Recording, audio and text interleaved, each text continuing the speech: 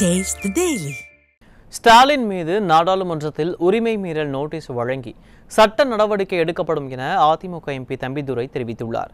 கிருஷ்ணகிரி மாவட்டம் பர்கூரில் செய்தியாளர்களை சந்தித்த அவர் புருட்டல் என்கிற மிருகத்தனமான ஆட்சியை ஸ்டாலின் செய்வதாக காட்டமாக குற்றம் சாட்டினார்.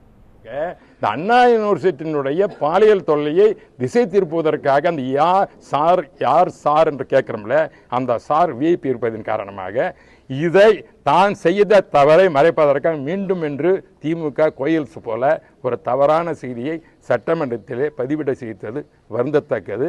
இது குறித்து சட்டப்பூர்வமாக என்ன நடவடிக்கை எடுக்க முடியுமோ நாடாளுமன்ற உறுப்பினர் என்ற முறையில் என்னுடைய உரிமையை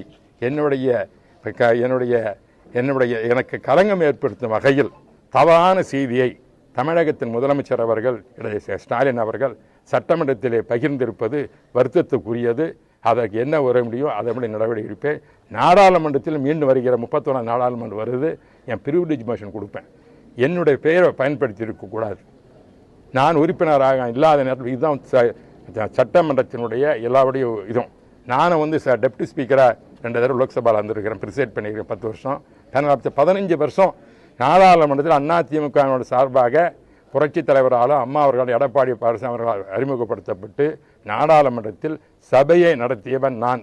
15 வருஷம் பல சட்டங்களை திருத்தியிருக்கிறேன். அப்பொழுது அந்த நாடாளுமன்றத்தில் அந்த லோக்சபாவில் அந்த இல்லாத மெம்பரை பேசினால் அவருக்கு நடவடிக்கை எடுக்கப்படும்.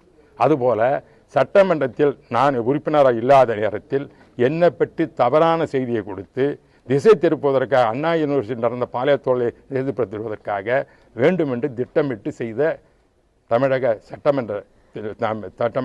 சட்டமன்றத்தில் தவறான பதிவித்த தமிழகத்தினுடைய முதலமைச்சர் ஸ்டாலின் அவர்கள் மீது என்ன நடவடிக்கை முடியுமோ அதை நான் சட்டப்படி எடுப்பதற்கு தயாராக இருக்கிறேன். நான் எக்காரணம் எந்த தவறும் செய்யவில்லை. திராவிட முன்னேற்ற கழக ஸ்டாலின் அரசு ஏன் இந்த ஆக்ஷனை, அதாவது இந்த ஏலத்தை, டங்ஸ்டன் ஏலத்தை, இது தவறு, தேவையில்லை, இங்கு விவசாய பாதிக்கிறார் என்ற ஒரு குரலை ஏன் திராவிட முன்னேற்ற கழக அரசு ஸ்டாலின் அரசு எதிர்க்கவில்லை? இப்பொழுது ஏன் அதை பேசிக் கொண்டிருக்கிறார்கள் என்பதுதான் என்னுடைய கேள்வி.